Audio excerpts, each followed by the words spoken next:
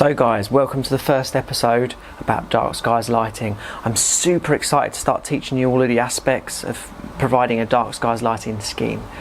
And so with the first episode, I'm going to just teach you what is dark skies lighting and what we're trying to achieve. Stay tuned.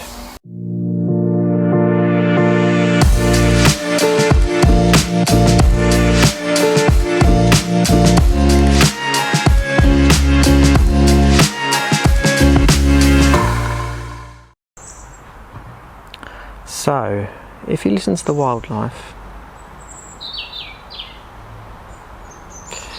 let's think about what lives in all of these trees. We're going to have birds nesting. There could be some nocturnal animals hiding amongst their burrows, etc. There'll be insects, all types of different wildlife. And this is just around where our unit is located. We've got this dense area of trees and growth, green growth. And you can hear it's really active. So there's lots living in there just from the bird species. There's lots of birds tweeting away.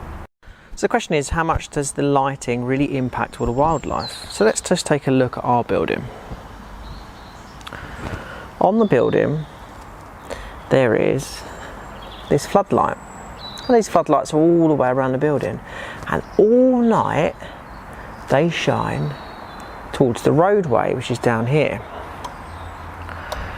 But the impact is that the spillover is all the way around in all of this green space.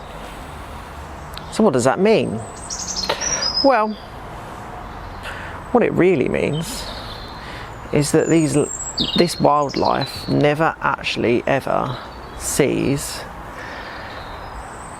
nighttime. So what impact does that have on us? So lighting that goes upwards and across is impacting the way the wildlife behaves.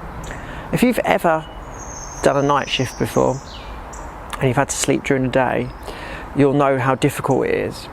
We are dependent on light determining when we need to be asleep and when we need to be awake, and so that impacts the whole cycle. This is important as to why we need to start considering new ways in how to achieve illumination effects for our garden spaces and outdoor spaces to ensure that we aren't impacting wildlife. And so dark skies is about, firstly, trying to cause the least impact possible to wildlife, and you'll find it coming up more and more in planning applications and installations that are especially close to forest areas and other green areas. So it's something that everyone should be now considering more and more.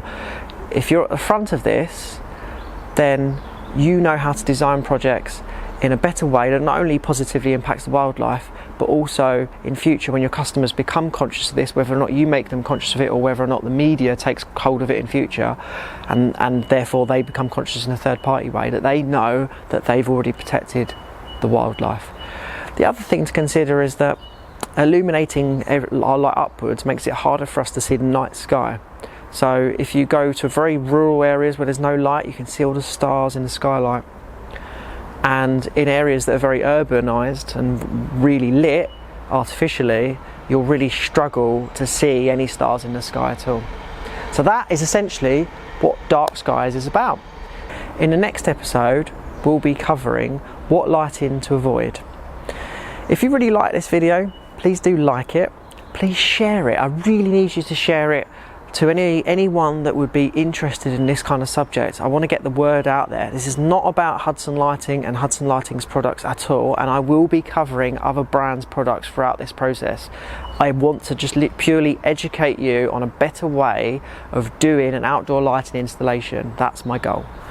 I wish you the best of days, and say any comments, put them in the comments below.